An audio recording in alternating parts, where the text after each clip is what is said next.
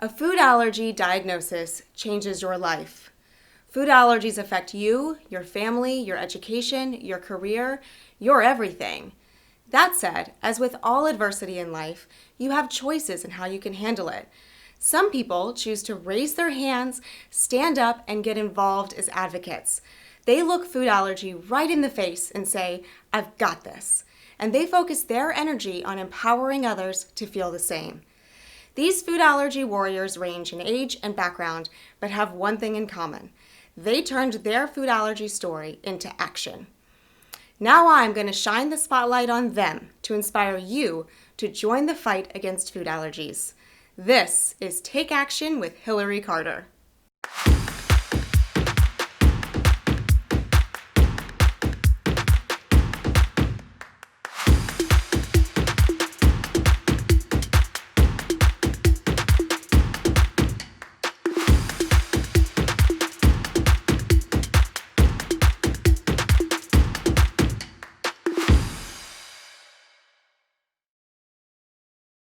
Hi, I'm Hillary Carter. I'm a food allergy mom, an advocate, and proud member of FAIR's Board of Governors.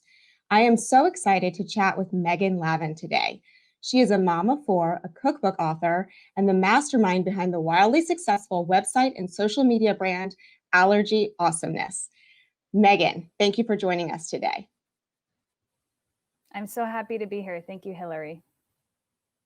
So I've been following you for a long time on social media, and I absolutely love how creative you are, how rational and even keeled you are, all the advice you have.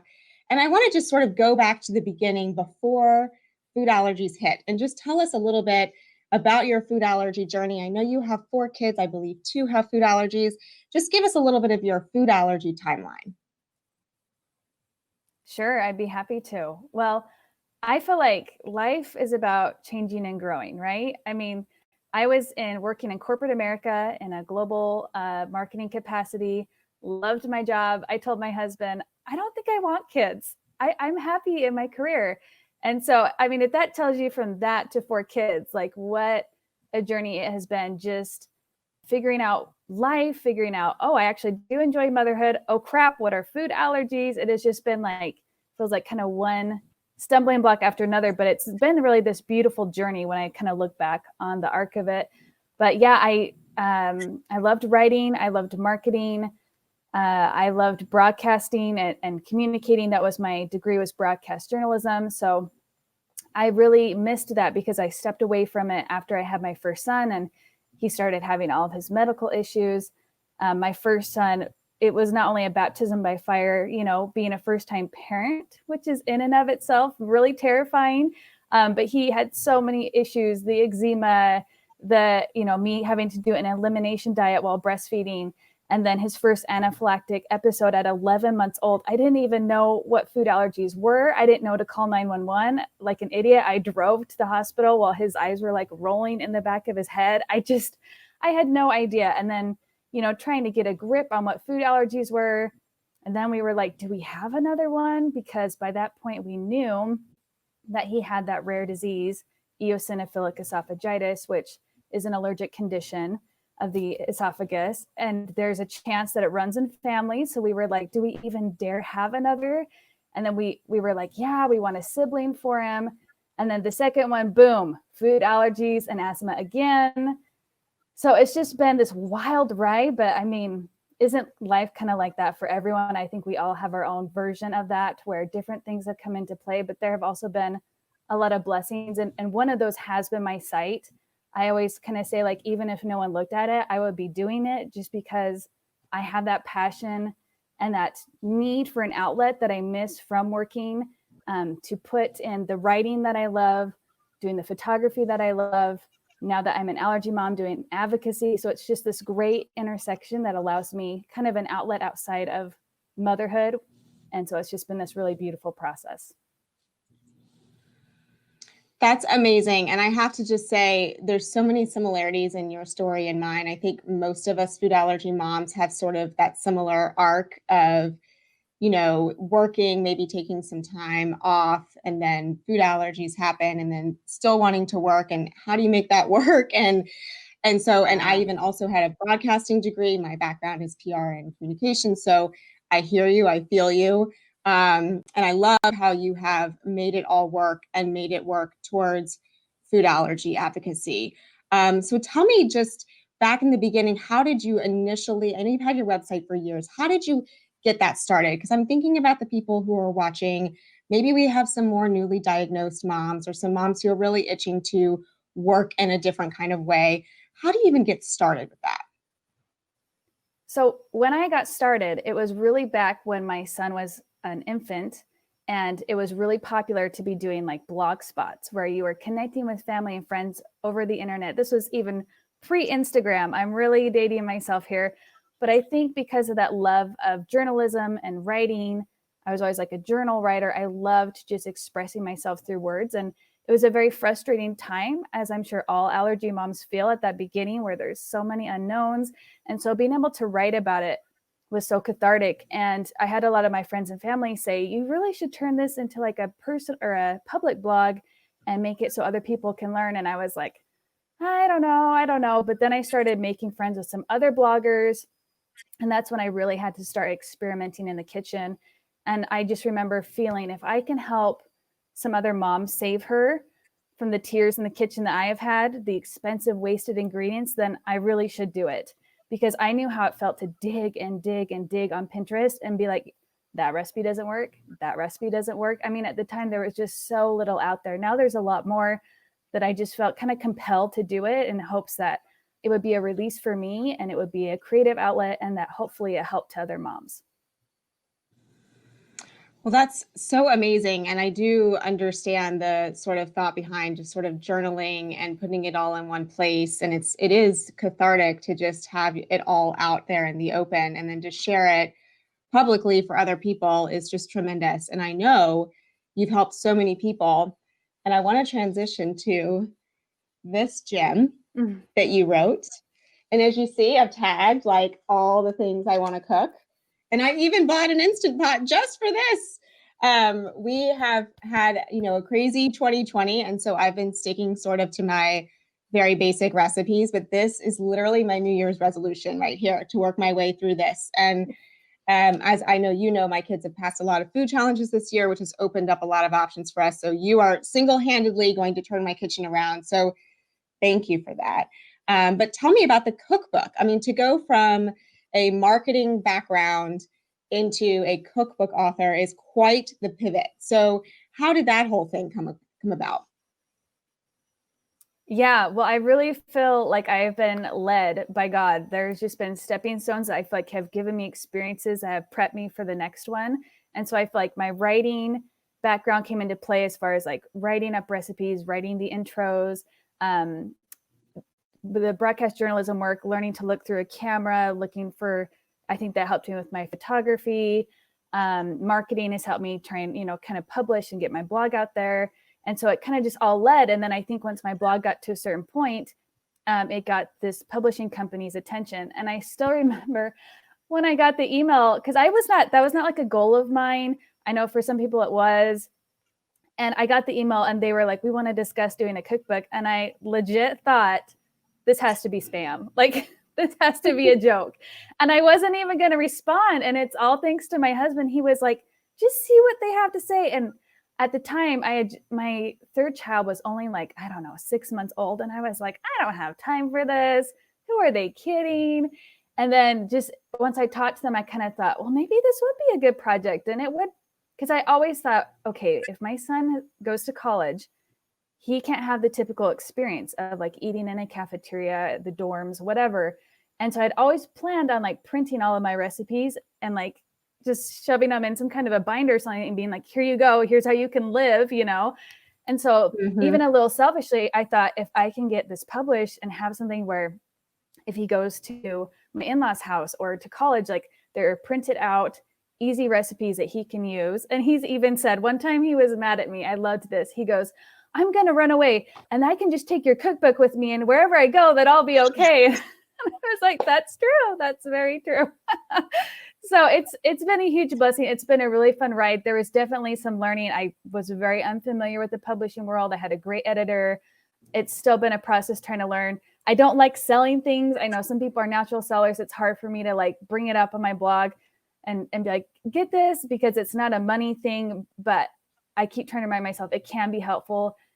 People who have bought it have been very gracious about it. It has good reviews on Amazon. So I think people are enjoying it, but it has been kind of a pivot, like you said, trying to learn to like sell a cookbook. But I'm so glad you have it. I hope you really, really enjoy it. It's literally something I cook out of every week. Like I constantly use it. So I know those recipes are tried and true. I'm so excited, and I think it's such a huge, success story, and it is true. And I think this is so important for people to hear at home that, I think life sort of gives you signs, and, you don't make a huge life change at one time. It's making one decision after the next or taking one step after the next. And so often when I talk to sort of newly diagnosed parents, they're like, well, how are you now working with FAIR and have a website? I'm like, oh my gosh, it was years and years and years of one little step in front of the other. But you get it done. And so I think it's so inspirational for people to hear your story and look at what a huge success you are, just listening to signs and putting your previous work into new work. And so that's phenomenal. So thank you for sharing all of that. One thing that you brought up is like not wanting to sell. And I totally understand that. And it's like a weird feeling, especially when you're in such a like lovely community and we're all sharing information. But that being said, it's important to also be able to support your family and to have a business. And it's so cool, I think, to be a mom who's working and who can show her kids that she's advocating for food allergies. So tell me how you sort of made what you were doing into something that did make some profit for you so that you could help provide for your family. Yeah, good question. So thankfully, I at the time was living in Utah, and I don't know what it is about Utah, but there are like a ton of mommy blogs and a ton of successful people. So I started attending some conferences back, pre-COVID, when you could actually attend things in person. And I started seeing the potential, and I started making friends, and they were in other spheres. In fact, I even used to do like collage and roundup posts for like a dessert blogger. And I started seeing, oh, that's how they do that. And I just started following accounts and paying attention and asking a lot of questions. And I realized like, oh, wait, I can monetize my traffic. I can actually sign up for an ad company and put ads on my site. Like that's so passive. That's so easy. I'm already, like I said, I would do it irregardless because I have this hankering to constantly try a new recipe. My kids are like, can we just have spaghetti? And I'm like, no, we have to try this new thing. They're so sick of trying new recipes. So I would do it just because that's my personality. But if I can put it up and help people and make a little profit, it's fantastic. So I'm constantly, my brain is just firing at all times. Like, how can I make my blog better? How can I do this? How can I do that? So it's very time consuming. And that's where I was like, okay, I need to start making at least a small profit. Otherwise it's draining my family's finances, the website hosting fees and everything, all the time, the ingredients that get wasted and recipe testing. So it's that fine balance of like, I have to make it worth my time because I pour so much time. I mean, every time one of my kids are napping, I'm on it, staying up late at night. I mean, I'm sure you can completely understand. So yeah, it's been a fine line of trying. And plus my husband works at our school district, which as we all know, like school employees do not make a ton. And we've had more and more and more kids. So there's been a need to be like, okay, if I'm going to put as much energy as I am, we need to see some kind of return. And it's still a very small business by all means. But I'm very grateful for it because it feels good that I can help people when they come and click onto my site. But for every click that they do, I get compensated. So I feel like it's a really win-win business model. And I just always think, I'm so grateful I was born when I was born. What a wonderful time of life to live in that I can be at home for my kids and take care of their medical needs and also earn a small income. So blessed. It's so true. Thank God for the internet. Thank God for all the resources that we all have now. I always say to the food allergy moms that came before us, sort of the generation before where their kids are now in college, I say like, I am so grateful for you and all the things that you did before we came along. And I don't know how you did it without the internet, without Instagram, without websites. So I hear you, but I'm super grateful also that we are food allergy moms in this time. And you've done a tremendous job of making it work. And I think those are some really great tips for anybody at home who's thinking about starting something similar. So with your 4 kids, what I'd love to know is how you sort of explain what you do to your kids. Because I know that I love to model advocacy for mine and also sort of explain to them why sometimes mommy's busy working and can't do X, Y, and Z. And I try to, of course, divide my time as best I can. But explaining what you're doing to your kids, I think, is a whole different matter. So how do you handle that? Yeah, it is a struggle, isn't it? And it can be difficult to find that balance and find that line. It's something I'm constantly juggling, reassessing. I don't have it down perfect because I think it's a blessing and a curse working from home, and the fact that it's always right there on your phone. So anytime there's a quiet moment, I'm wondering, because I don't have any virtual assistants. It's all me. The only person, I have one person that does Pinterest because I can't stand doing Pinterest. But other than that, every comment you get back is me. Every question answered is me. So I'm like, I can hurry and respond that. Oh no, I should be present. So it's hard. I'm trying to find that balance constantly. But I think my younger kids, and probably any parent that works from home, right? Sometimes I'll just lock myself in the room when my husband's home. I'll say, I've got to get this done, and they're like, Mom's working, but she's just in the other room. So I think for, the little kids will come knock on the door and Mommy's working right now, just a minute. And then my kids kind of grow up knowing, can we eat that? Do you have to take a picture of that? Can we eat that? Like from a young age, they learn this food is set aside. But they, especially my boys. So back when I lived in Salt Lake, I would do monthly live cooking demonstrations, which has to be my favorite part that I've done in all the food blogging journey. And so they would kind of see like, oh, mommy's on TV and mommy's doing this. So I think that helped them, because when I'm just talking into a phone, they're like, is anyone listening? Are people out there? But when they could see it on a bigger scope, they were like, oh, and I would always tell them, I'm doing this for you. Like, I want to teach people so the world can be a safer place for you. And so I think that helped them connect to it somewhat. And then I've also tried to tell them, especially when I share about them, like, hey, someone commented that they thought you were really brave today doing that almond oral challenge.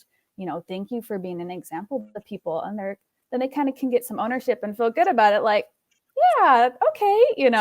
So I think because it is such a personal cause, the older they get, the more they kind of understand why I've taken it on.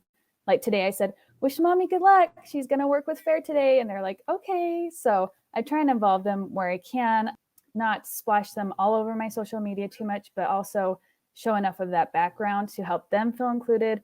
And also to help people remember, like, I'm in the daily grind with all of you. Absolutely. I know I always try to find that balance as well of wanting to share our personal story, but not overshare my kids. I always ask their permission before I post a picture, but I am the same, that I love to say, like, all these people are so proud of you for, participating in this food challenge or whatever it was. And I think normalizing it is so healthy. Yeah. So that's incredible. And I want to note your cooking demonstrations, I think, are all on your website, right? If people want to go back and watch them. Yes. Yep. All of my news clips are under the video section on the header of my site, and then also on my YouTube channel. So yeah, those are okay, great. Yeah. So people at home, go check them out. And let's talk about your younger kids. So if I'm correct, your younger kids do not have food allergies, right? That's right. It's split down the middle. I have 2 boys and then 2 girls, and the boys have them and the girls do not. However, that genetically worked out, I have no idea, but that's the way it fell. Well, who knows? Nobody knows anything right now, why we have food allergies, why some people do and why some people don't. Did you find that, I know for me, the changes in the introduction sort of rules of when you were supposed to introduce foods, like waiting to introduce nuts until 3 to 5, and all that has changed since you and I both had our older kids. Did you find that had shifted when you had your younger kids, or do we think it's just luck of the draw? Who knows? Gosh, it's so hard to say, right? I mean, it was it the chicken or the egg or what caused what? I mean, the thing I try and tell allergy moms who read studies that say, like, oh, you have less of a chance if we had this kind of birth or if I would have breastfed. It's like they have this challenge given to them irregardless, and we have to deal with that. Like, we can't spend our time feeling guilty. But I have wondered, because the first two, it was the don't give it to them. Wait until they're older. And then my two younger girls, because of the LEAP study, we did introduce it very early on, and they don't. So it does make you wonder, because there is the family history there. So it's anyone's guess. All I know is, as difficult as it is to see my boys sometimes feel left out, and then to worry about cross-contamination if my girls do eat something, is that I am grateful that they will not have that struggle in their life. And I'm also grateful that even though they don't, that they can be advocates and they understand what it's like. I mean, my 3-year-old, she's always like, are you allergic? Are you allergic to this? Like, she'll ask, and she's very aware. And I always think, what a helper she's going to be in some classroom someday. If there's a kid in her class that has an allergy, she's going to get it. She knows what EpiPens are. So I think we're always helping to raise a safety net for them when I think of my additional children. That's such a good point. And I do think that's a silver lining that I have definitely recognized in food allergy is the empathy. And, for the children who have food allergies, for the siblings who don't, for the entire family, just having that empathy and that understanding that everybody goes through something, and to be helpful and loving and supportive no matter what it is, I think is great, and definitely a silver lining of food allergy. That's what I have found. I would love to know, for anybody who's watching, I think there's probably a lot of families who are newly diagnosed or trying to wrap their head around this. If you could go back and give some advice to those newly diagnosed parents, what would you say? Yeah, being a newly diagnosed parent is an experience, right? I really think my two top pieces of advice are: find an older allergy mom, because that was my life saving. I thankfully there was a nonprofit in Utah called the Utah Food Allergy Network, and I would not be where I am today if it was not for those ladies. They were the moms who were calling, requesting that FALCPA even be put in place. Like, they were the pioneers. They did these events. I mean, they were who really got me realizing that I could do advocacy, and that they were that step ahead of me. So they were like, oh, when your kids get in school, this is what you're going to want to do. I was like, what's a 504 plan? And so find other allergy moms. You need someone who gets it. You need someone who can say, I understand, because as much as family and friends who are supportive, they're not in it, in the grind. And then learn to read labels. I know it's scary. There's so many big words on labels that we're not used to seeing, but I am always shocked at how many people will write me or write in a group like, is this safe for my kid? I'm like, girlfriend, you can't be relying and waiting for people of the internet to respond to you. You have got to get comfortable. It's very uncomfortable to trust yourself and read it and think, is this going to harm my child? But there's so much information out there. FARE has such good stuff. Allergic Living has such good stuff. Learn to be comfortable reading labels, because this will be your life. And as uncomfortable as it is, dive in, because that's going to be sink or swim.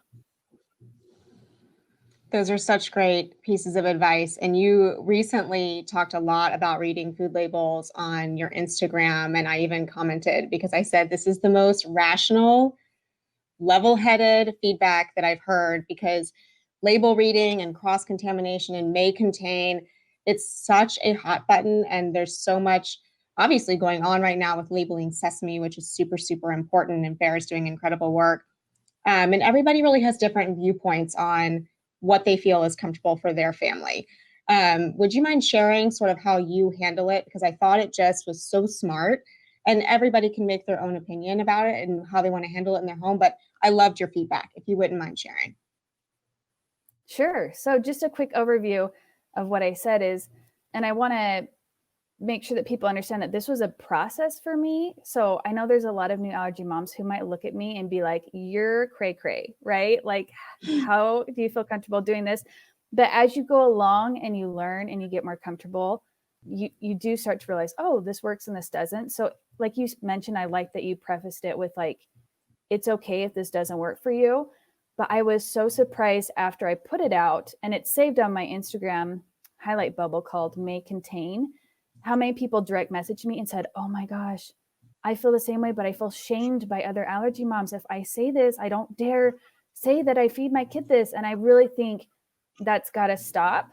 that we've got to realize, like, everyone has, the food allergy spectrum is so wide, and there's a variety of symptoms and severities and what you feel comfortable with. And that's okay if someone does something different than you, but we've got to start normalizing and talking about the spectrum, because not the rigid one way of doing things isn't always going to work for people. And some busy moms need a win. And if they feel okay doing something, we have to give them that grace to do it. And so what I said was, at first I didn't want to give my kids anything unless it said it was like a dedicated facility and it was absolutely perfect on the label, and I would still be nervous. And now I'm to the point where, after a while of feeling so slimmed down on our options and feeling like we already have to give up so much, do I really need to stop him from having this normalized treat or snack?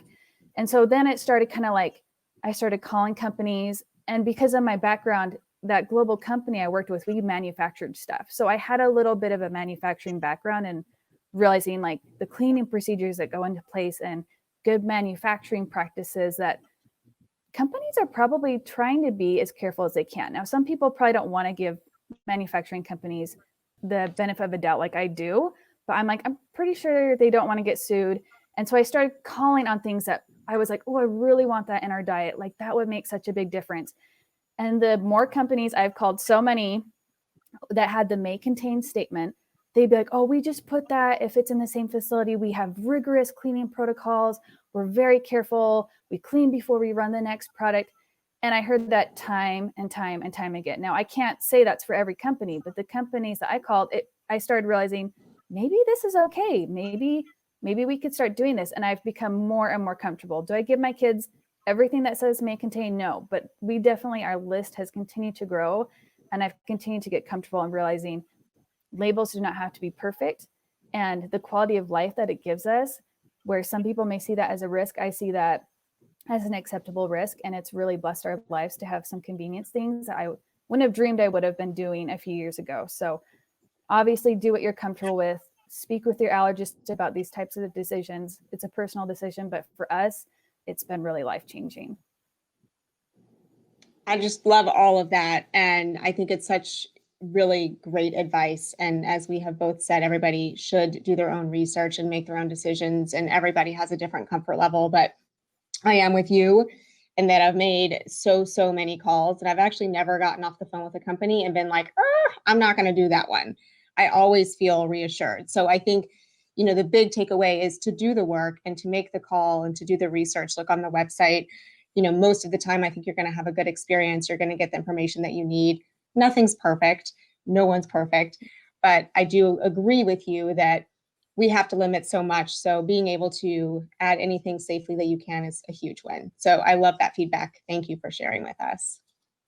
So I have one final question for you, also in line with tips. If there are people at home who would like to start getting involved in food allergy advocacy and just don't really know how to start, how to begin to take action, what would be your tips for just making that first step? Well, I think sometimes when we hear advocacy, we feel like it has to be something huge, like on a national board or something. But one quote that I heard a long time ago, and it has stuck with me, is lift where you stand. And every single school could use some education. Every single daycare center could learn something new. Every single grandparent and baseball coach and scouting leader, like, there are so many touch points that just your own child has. And we've had to move a lot with my husband being in school and stuff like that. And I've had, thanks to social media, we've kept in touch. And I've always had people message me and say, I'm so much more aware now. Like, now when I have kids in my class, I ask, or now when I have kids on my soccer team, I make sure I don't bring something with nuts. And I look at labels. I never used to think like that. That's advocacy. That's teaching people to be aware and to know, so you don't have to do these big things. Because I think when you think top level, you feel like I can never do that, or how do I begin? Start small. There was this one allergy friend of mine that lives in Washington, and she was like, I think I'm going to get some moms together and do a food-free egg hunt at Easter time. Just get a couple of friends so my son can participate in one and feel like his friends are doing it too, and no one is left out.